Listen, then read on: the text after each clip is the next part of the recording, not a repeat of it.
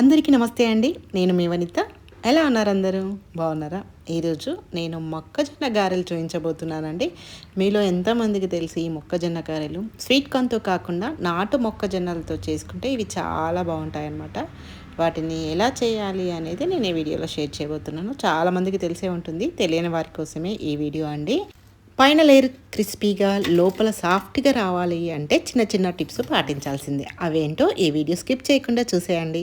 ముందుగా నేను ఇక్కడ 3 మొక్కజొన్న కంకులను తీసుకున్నానండి.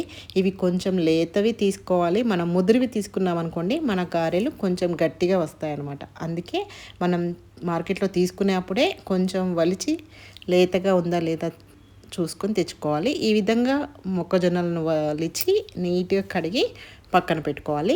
ఇందులో నేను ఏమేమి వేస్తానో చూసేయండి. ముందుగా ఒక 3 పచ్చిమిర్చిని ఇలా హాఫ్ వరకు కట్ చేసుకోవాలి. ఒక స్పూన్ జీలకర్ర, ఓ 10-12 వెల్లుల్లి రెబ్బలు, అలాగే 2 స్పూన్ల ధనియాలు, ఒక చిన్న బెల్లం ముక్కను తీసుకుంటున్నాను. చాలామంది షుగర్ కానీ బెల్లం కానీ వేసుకోరండి. కాకపోతే నేను బెల్లం కంపల్సరీగా వేస్తాను. మా ఇంట్లో స్వీట్నెస్సే ఎక్కువగా ఇష్టపడతారు కాబట్టి నేను స్వీట్ గారెలే చేస్తాను. చాలామంది కారం గారెలు కూడా చేసుకుంటారు, అవి కూడా బాగుంటాయి. ఈ విధంగా మిక్సీలో అన్నీ మనం తీసుకున్న ఇంగ్రీడియంట్స్ అన్నీ వేసుకొని ఈ విధంగానైతే మెత్తని పేస్ట్ లాగా చేసుకోవాలి. మనము ఈ మొక్కజొన్నలను ఎంత మెత్తగా మిక్సీ పట్టుకుంటే అంత సాఫ్ట్గా వస్తాయన్నమాట.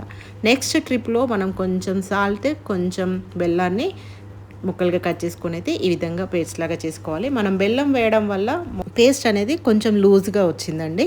దీని అంతటిని మంచిగా మిక్స్ చేసుకోవాలన్నమాట. ఎందుకంటే ఫస్ట్ ట్రిప్లో మనం బెల్లం వేయలేదు కాబట్టి ఆయిల్ని అయితే స్టవ్ పైన పెట్టి మనం ఈ పిండిని మంచిగా కలుపుకుందాం. ఇందులోకి కొంచెం కరివేపాకు, అలాగే కొంచెం కొత్తిమీర కూడా వేసుకుంటే చాలా బాగుంటుంది. ఈ టైంలోనే మీకు కావాలి అంటే ఉల్లిపాయలు కూడా సన్నగా తరిగి వేసుకోవచ్చు. నేను వేయట్లేదండి, ఎందుకంటే పైన లేయర్ క్రిస్పీగా లోపల సాఫ్ట్గా రావాలి అంటే ఉల్లిపాయలు వేయకపోవడమే మంచిది. ఉల్లిపాయడం వేయడం వల్ల ఏంటంటే మనకు సాఫ్ట్గా వస్తాయన్నమాట. ఈ విధంగా మంచిగా మిక్స్ చేయాలి, ఎందుకంటే పిండి మొత్తం ఈక్వల్గా కలవాలి కాబట్టి మంచిగా మిక్స్ చేసుకోవాలి. తర్వాత చేతిని ఇలా వాటర్లో తడుపుకుంటూ గారెలు వేసుకుందాము. మీకు ఇలా చేతితో వేయడం రాకపోతే ఒక కవర్ పైన కానీ లేదా ఒక క్లాత్ పైన కానీ ఈ ముద్దను పెట్టి అలా నీట్గా స్ప్రెడ్ చేసిన తర్వాత మధ్యలో హోల్ చేయాలండి. మధ్యలో హోల్ చేయడం వల్ల మన గారె అనేది చాలా బాగా పొంగుతుందన్నమాట. అలాగే లోపలి వరకు కూడా ఉడుకుతుంది. ఈ విధంగా మీరు గారెలను చేసుకున్నారనుకోండి చాలా అంటే చాలా టేస్టీగా ఉంటాయి. మీకు షుగర్ వద్దనుకుంటే, బెల్లం వద్దనుకుంటే అవాయిడ్ చేయండి, నో ప్రాబ్లం. కారం గారెలు కూడా చాలా బాగుంటాయి. ఈ విధంగా స్టవ్ని మాత్రం మీడియం ఫ్లేమ్లోనే పెట్టుకొని ఫ్రై చేయాలండి. మనం హై ఫ్లేమ్లో పెట్టామనుకోండి పైన వేగుతుంది, లోపల అలాగే పచ్చిగా ఉంటాయన్నమాట. అందుకే నిదానంగా చేసుకోవాల్సిన రెసిపీ అనమాట ఇది. చూసారు కదా, ఈ కలర్ వచ్చేంత వరకు ఫ్రై చేయాలండి. ఇది ఈ కలర్ వస్తే మాడిపోయినట్టు కాదండి, మనం బెల్లం వేయడం వల్ల ఈ కలర్ వస్తుందన్నమాట. మిగతా పిండిని కూడా సేమ్ అదే ప్రాసెస్లో వేసేసుకోవాలి. నాకు ప్రాక్టీస్ ఉంది కాబట్టి నేను చేతితో వేస్తున్నాను. మీరు మాత్రం ప్రాక్టీస్ లేకపోతే అస్సలు ఇలా చేయకూడదు, ఎందుకంటే ఆయిల్ వచ్చేసి చేతి పైన పడుతుంది. ఒక కాటన్ క్లాత్ పైన పిండి ముద్దను పెట్టి కొంచెం స్ప్రెడ్ చేసి మధ్యలో హోల్ చేసి వేసేయండి. ఈజీగా చేసేసుకునే రెసిపీ అండి. పిల్లలు కూడా చాలా ఇష్టంగా తింటారు.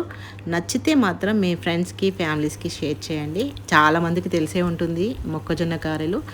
నా చిన్నప్పటి నుండి తిన్న రెసిపీ అనమాట, చాలామందికి తెలిసే ఉంటుంది. నచ్చితే please like, share and subscribe చేసుకోవడం అస్సలు మర్చిపోద్దు. చూసారు కదా మన గారెల సౌండ్, పైన లేయర్ క్రిస్పీగా వచ్చింది, లోపల సాఫ్ట్గా వచ్చిందనమాట. మనం కలుపుకున్న పిండిని మొత్తం చేసేసుకోవాలండి. ఇది ఫ్రిడ్జ్లో పెడితే పుల్లగా అవుతుంది, అందుకని మనం తీసుకున్న కొంచెం పిండి అయినా సరే మొత్తం అప్పుడే వేసేసుకోవాలి. వేడివేడిగా తిన్నామనుకోండి చాలా టేస్టీగా ఉంటాయి.